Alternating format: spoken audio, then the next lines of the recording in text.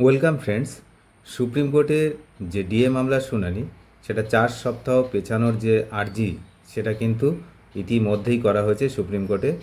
তো অনেকেই প্রশ্ন করছেন যে এবং অনেক নেগেটিভ কথাও বলছেন যে পূর্ববর্তী ভিডিওতে আমি অনেক কমেন্ট দেখেছি।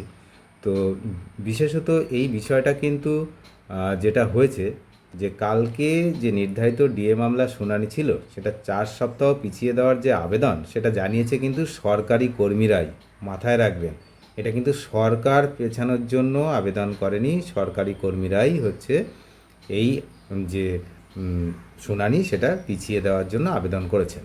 তার কারণ হিসাবে সেটা পরিষ্কার কিন্তু এই যে চিঠি সেটাতে লেখা রয়েছে যে উদ্যম মুখার্জি সুপ্রিম কোর্টের যিনি হচ্ছে অ্যাডভোকেট, তো উনি কিন্তু এই স্থগিতাদেশের আবেদনপত্রটি পেশ করেছেন এবং এখানে পরিষ্কার কিন্তু লেখা আছে, যেটা পূর্ববর্তী ভিডিওতেও আমি ভালো করে দেখিয়েছি, যে আগামী 30শে মে নবান্নে রাজ্য সরকারের পক্ষ থেকে মুখ্যমন্ত্রী 4টি কর্মী সংগঠনের সঙ্গে একটি বিশেষ বৈঠকে কিন্তু বসবেন।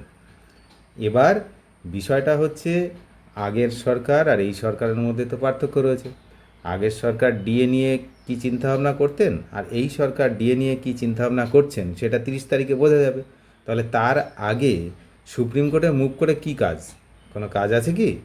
তো সেই জন্যই কিন্তু এই কর্মচারী সংগঠন তাদের পক্ষ থেকেই কিন্তু, যারা সরকারি কর্মীরা রয়েছেন তাদের যে সংগঠন তাদের পক্ষ থেকেই এই যে যে শুনানি সেটা পিছিয়ে দেওয়ার আবেদন করা হয়েছে। যদিও এখনও কিন্তু সুপ্রিম কোর্ট এই আবেদন মঞ্জুর করেনি।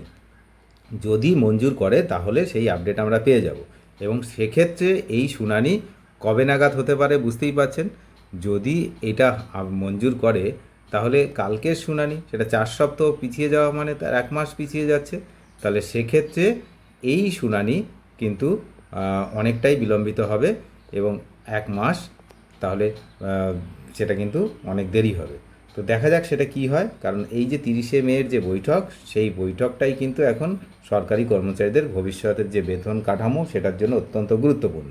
এই বৈঠকে যদি ডিএ মামলার সমস্যা মিটেই যায় তাহলে সুপ্রিম কোর্টে মামলা রেখে কী লাভ? তো সেই জন্যই কিন্তু এই বৈঠকটাকে আগে গুরুত্ব দেওয়া হচ্ছে। তো যেহেতু 27 তারিখ বৈঠকের আগে পড়ে গেছে, তো সেই জন্যই এইটা করা হয়েছে বলেই কিন্তু সবাই মনে করছে এবং সরকারি যে সংগঠন তারা কিন্তু নিজেরাই এই আবেদন জানিয়েছেন। অনেক ধন্যবাদ শেষ পর্যন্ত দেখার জন্য। চ্যানেলে যারা নতুন তারা নিয়মিত আপডেট পেতে অবশ্যই চ্যানেলটিকে সাবস্ক্রাইব করে সঙ্গে থাকবেন। আর সরকারের দোষ গুণ এগুলো বিচার করার ক্ষমতা নিশ্চয়ই আপনাদের রয়েছে, তবে সব কিছু একটু বিচার বিবেচনা করেই কিন্তু দেখা উচিত। Thank you.